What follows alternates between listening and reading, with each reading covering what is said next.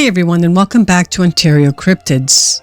First, I would like to wish all my American subs and viewers a happy Thanksgiving weekend. Your celebration is a bit different from ours up here in Canada. However, I know it's a big day for turkey and football games, so I hope you all enjoyed. Also, I hope you all shopped responsibly on Black Friday. If you're enjoying the content, then don't forget to like, subscribe, and hit the notification bell. It helps to support the channel and you'll stay up to date with all the latest videos. Join a community of like-minded individuals and be the first to know when new content drops. Okay, if you have an encounter story that you would like to share, then please forward your story to OntarioCryptids@gmail.com. I would be honored to share your story with like-minded people. Now sit back and relax as we begin with today's episode.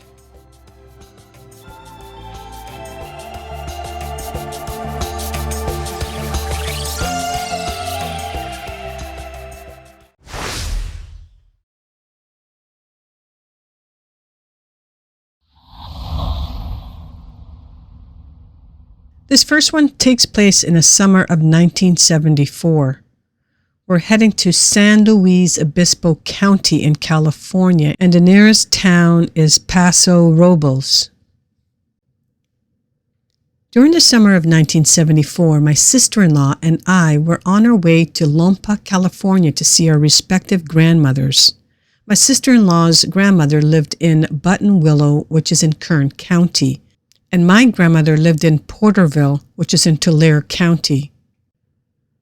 It had just grown dark by the time we were about 5 miles outside of Paso Robles, still in the San Luis Obispo County on Highway 46, heading towards Shandon, and had just passed a lone farmhouse to our left when I had to pull to a quick stop. Just in front of us, stooped down in the road and holding a chicken to its mouth, was a creature about the size of a 12-year-old. It stood up on 2 legs and ran quickly past us to the left of my vehicle, still holding the chicken. We turned to watch it veer off to our right behind us and up over an embankment. I asked my sister-in-law, "Did you see that?" She did. I don't know what I was thinking, because then I said to her, "Let's catch it," and turned the car around. Then I immediately thought better of it, as it was obviously a young Bigfoot, and I was afraid its parents might be close by as well, and with as fast as the creature ran, who knew the strength of its parents? This creature was covered with long dark brown hair except for its face and regions around its belly button, and it was obvious that it was a boy. It had a flat face and a broad nose, and its teeth looked like it could have used an orthodontist.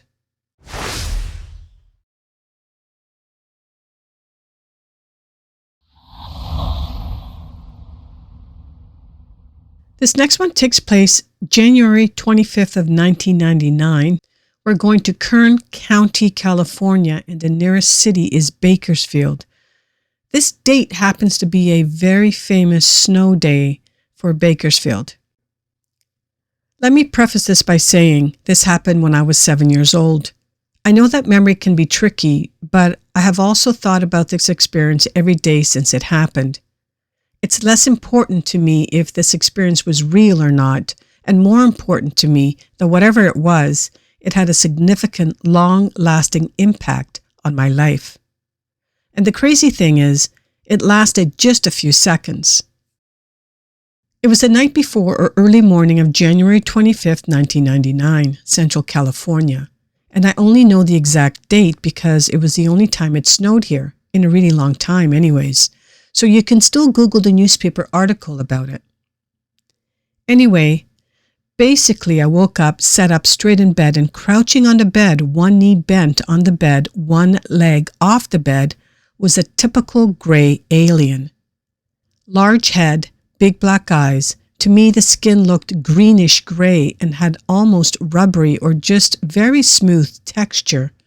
No nose, slit for the mouth, no visible ears. I remember it not wearing any clothing. It just stared at me, and I just remember feeling shocked, like not enough time to even feel terrified. That came the days, weeks, months after. For whatever reason, I just laid back down, turned on my side, put the covers over my head, and I guess I fell asleep.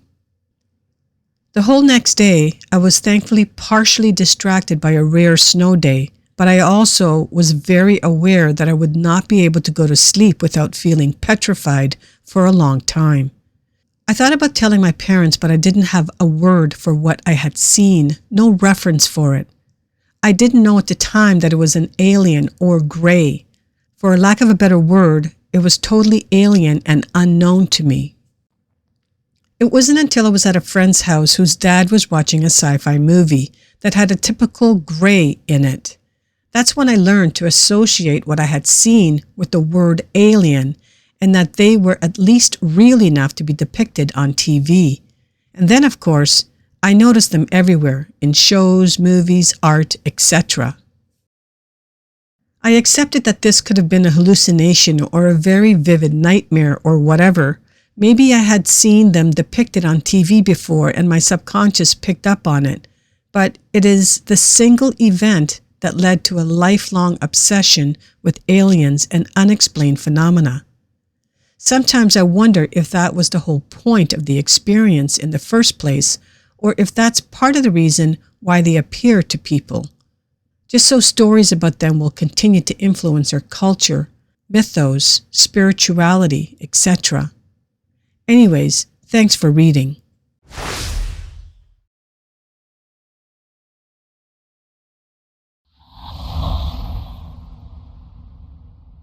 This next and last one takes place between 2001 and 2009.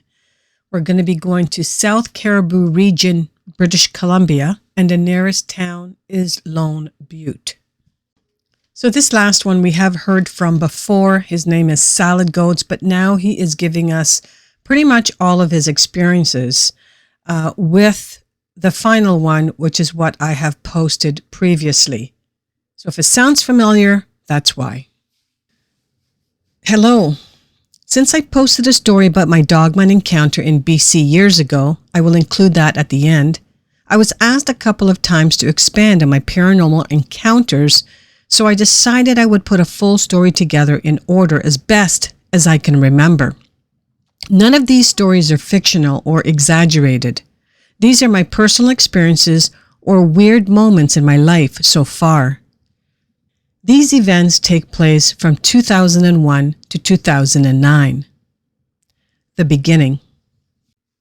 My paranormal experiences started when I was roughly 6 years old. My first experience was very unexpected since at this point in my life, I didn't really know about the paranormal or spirits. One evening I was watching TV by myself in the living room while my parents were napping. As I was watching, I suddenly felt a chill on the back of my neck, followed by what felt like someone pushing a firm finger straight down onto the top of my shoulder. As that happened, simultaneously I heard someone whisper, "Hello," behind my right ear. At that point, I sprinted into my parents' room, telling them I heard someone whispered in my ear and that someone was in the house. They brushed me off and didn't check for me.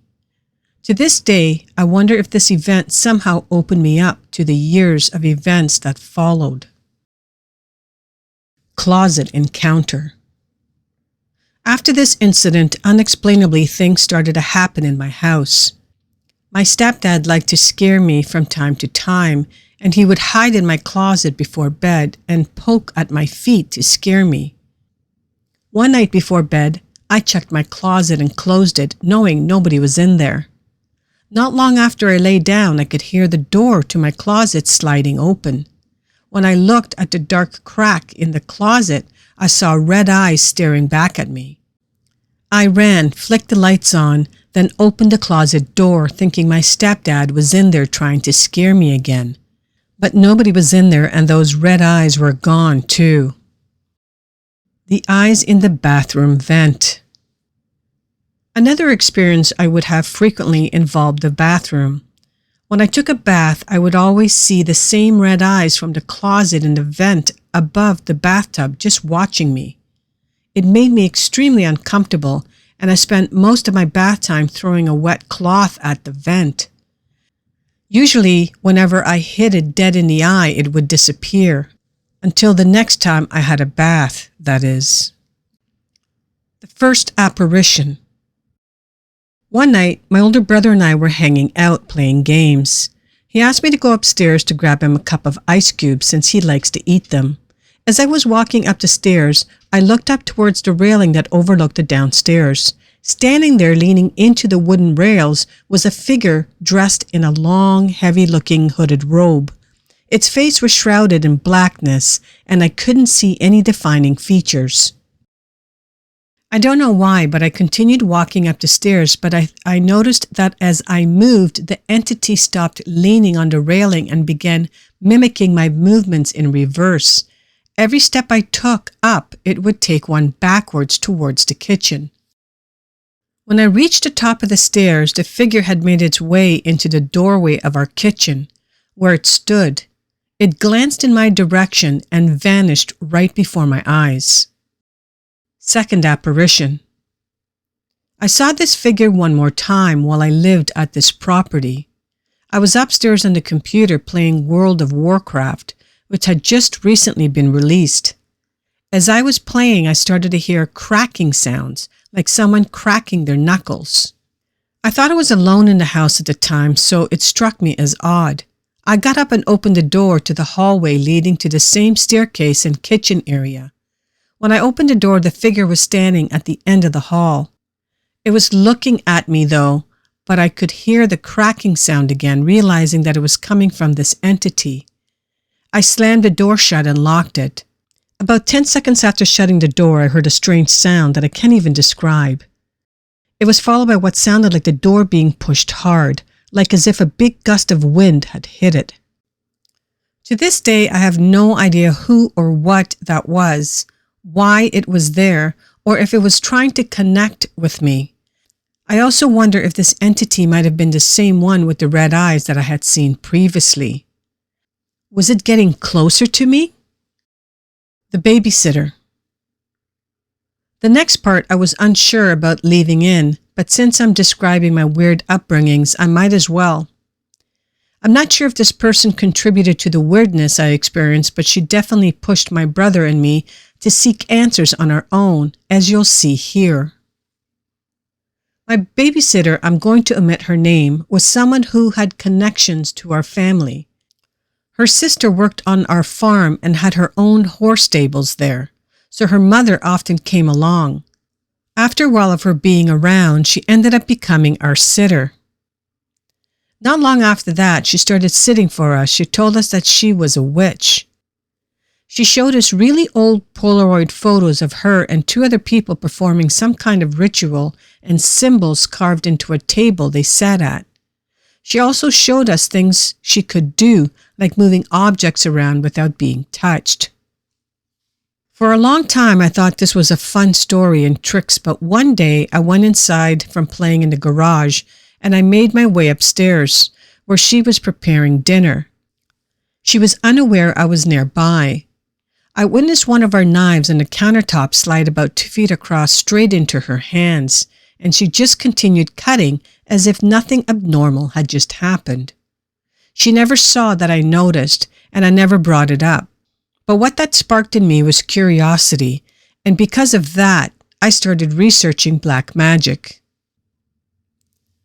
After looking around online with my brother, we stumbled onto some websites that gave directions on how to perform black magic rituals, and so we attempted it ourselves. We went outside, drew a pentagram with fallen leaves, placed a statue in the middle, and began to read off the ritual words we had written down. It was at this point that our sitter looked outside, saw what we were doing, and ran outside screaming at us to stop. She started kicking the leaves everywhere and taking the statue we had placed.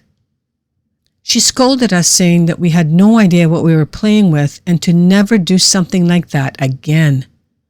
Not long after, she stopped sitting for us, and sadly, she passed away not too long after that.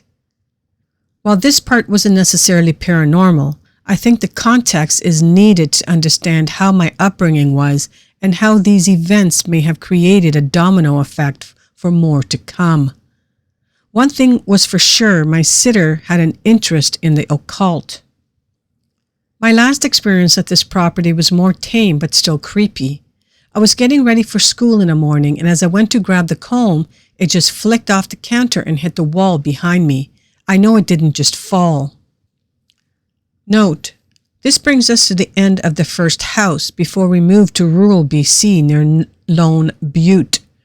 I would like to note that these experiences so far are just the ones I could easily remember. They don't include the noises I would hear, voices saying my name when nobody was home, shadows of people in my peripherals, and the feelings of being watched or sometimes touched. The move to Lone Butte. At this point in my life, we had packed up and moved about 5 hours north to the outskirts of Lone Butte, BC, about 20 minutes drive from our place. The property we moved to sat on roughly 100 acres of woodland. We were in the middle of nowhere, and our closest neighbors were a good distance away. Anyway, here are my main experiences at this house. I won't include everything, as there are just too many experiences of footsteps, things moving by themselves around the house, people talking when alone, shadows when nobody was home. You get the point. The closet slamming and terrible timing. My first major experiences at this house was with my brother, who was very skeptical, and my stepsister. We were watching The Grudge at the time, and all of a sudden the upstairs closet started violently slamming open and closed for well over a few minutes. This terrified us all, and we didn't know what to do, so we just ran outside and waited for our parents to come back. I did end up going back inside to grab shoes since the gravel was hurting my feet. When I went inside, I poked my head around the corner towards the living room just at the scene in The Grudge played, where it's a close-up of her eyeball rolling from the back of her head to stare at me. I always found the timing to be so perfect it's almost comical, but at that time, it scared me to death and I did not want to go back inside at all. The schoolhouse and the woods. So quick context about the property I was unaware of until I moved away years later. The property we lived on in Lone Butte was around 100 acres and was old native land. The property had 2 barns, one for the horses and one for storage workshop, but it wasn't always just a barn for storage. It used to be an old school where the Catholic priest would bring the native children and force them lessons about Christ. This place on the property was burnt down at one point, then rebuilt. It even had an old desk and chair stacked up in the corner of it. There's been rumors. I've heard of possible mass graves being tied to places, and these schoolhouses were not particularly kind towards the native children. Anyways, my experiences with the schoolhouse along with my brothers is that we've both seen faces of kids in the glass, and lights from the workshop would randomly turn on and off at all hours of the day or night. The woods at this property were just as spooky. We would find old leather belts tied up to trees, pickaxes, machetes, long and deep gouges ripped out of trees, and prints of large animals around the forest. We also found what I think was a junkyard of old vintage cars. Some have been there so long trees were growing through them. The Dogman. One night I was in a hot tub on the deck outside just watching the woods taken in the silence. It was wintertime and we just recently had a snowfall that left around knee-high deep of snow. It was around 2-3 a.m. and out of nowhere this very large wolf, bigger than one that I've ever seen by far, came out of the woods. I remember its coat being a shimmering silver and its bright piercing green eyes. As this wolf was walking along the fence of our paddock, it locked eyes with mine, and we just kind of stared at each other as he walked past me, both along the middle of the night and in the middle of nowhere. What happened next till this day instantly makes my spine shiver. As this wolf walked past, he walked towards our barn where our horses were in. It became darker as it entered the barn, but the outside of the barn still had a bright light illuminating the outside that I could see clearly. This wolf, as it entered, halfway through it went from the shape of a wolf to a very large, broad-shouldered person. The horses didn't make a single sound as this person that now stood roughly 7 feet tall walked down the rest of the hall and rounded the corner towards the open field, but didn't emerge from the other side. I never saw it again. My brother had his own encounter with the same wolf, I'm guessing. He told me that he woke up randomly one night from the feeling of being watched. He then looked out of his window to see a very large wolf walking away from his window, so I'm guessing it was watching him sleep. I'm going to end it off here. I do have more paranormal stories and some UFO stories, but it's more just subtle, creepy experiences, and this story is getting way too long. I wanted to highlight the major ones I felt may have contributed to these experiences happening to me growing up. I hope you all enjoyed these encounter stories today, and all I can say is wow. The first story was very interesting with the lady spotting the juvenile Sasquatch eating a chicken. The second was also intriguing with the alien gray kneeling on his bed. I don't think it's uncommon for them to make you fall asleep, but what really happened to him that night that he may not remember? Then we have the last one that was submitted by Salad Goats. Salad Goat has had a lot of unusual events happen through his life so far. What else is in store for Salad Goats? He has had UFO encounters which were not included, and just maybe he will have a Sasquatch encounter as well. I believe some people have that aura about them that allows them to have all sorts of strange encounters. Anyways, thank you all for allowing me to share your experiences. Now let's acknowledge the current OC members. I would like to thank Elizabeth, Jim, Diana, and Teresa for their contribution and support as members of the OC community. Your support is truly appreciated. If these encounters reminded you of one that you may have had, then please forward your encounters to OntarioCryptids@gmail.com. I would be honored to share your story to the OC community. Thank you all for listening until the end. I truly appreciate it. Please hit the like button on your way out and smash the subscribe button if you're new to my channel. And once again, I wish all my subscribers and viewers a wonderful rest of your holiday weekend. Happy Thanksgiving to you all. And I hope to see you all next week right here on Ontario Cryptids.